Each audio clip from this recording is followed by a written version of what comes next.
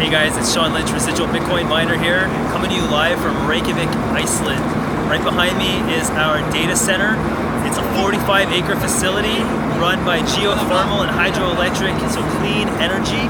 And we run our Antminers here. So in my hands is an S5 Antminer manufactured by Bitmain.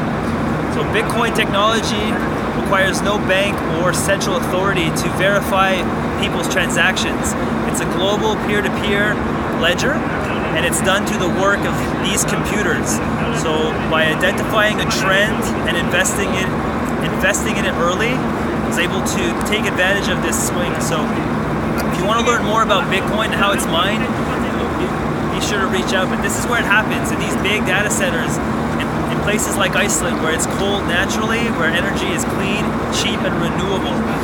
So if you guys want to learn more, just reach out. This is where Bitcoins are mined.